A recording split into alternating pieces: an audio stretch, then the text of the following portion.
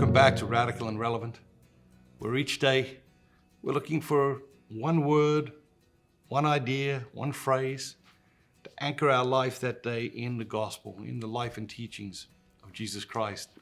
Today's reading comes from the Gospel of Luke, chapter 16, verses 1 through 8. Jesus said to the disciples, "There was a rich man who had a steward, and charges were brought to him that this man was wasting his goods. And he called him and said to him, 'What is this that I hear about you? Turn in the account of your stewardship, for you can no longer be steward.' And the steward said to himself, 'What shall I do, since my master is taking the stewardship away from me? I am not strong enough to dig, and I am ashamed to beg. I have decided what to do, so that people may receive me into their houses when I am put off of the stewardship.' So summoning his master's debtors, one by one, he said to the first, 'How much do you owe my master?' He said, 100 measures of oil.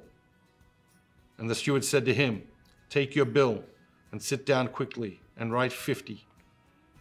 Then he said to another, 'And how much do you owe?' He said, 100 measures of wheat. And the steward said to him, 'Take your bill and write 80. And the master commended the dishonest steward for his prudence. For the sons of this world are wiser in their own generation than the sons of light.'" What jumps out at you today? What jumps out at you today? Is Jesus encouraging people to be dishonest? I don't think that is the lesson to be taken away.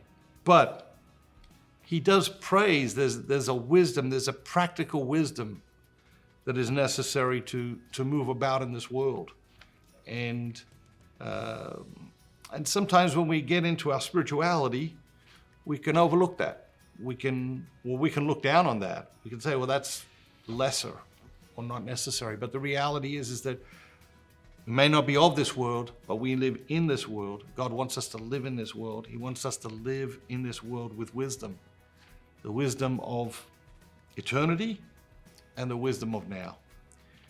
And so when we grow spiritually, it isn't that we get to cast off all the things of the world. We still have to pay our bills. We still have to save our money for retirement. We still have to do the things of this world and to do them wisely. In what way is God calling you today to attend to something of this world with diligence and wisdom? Have a great day. Remember, don't just be yourself. Be the very best version of yourself, all that God created you to be.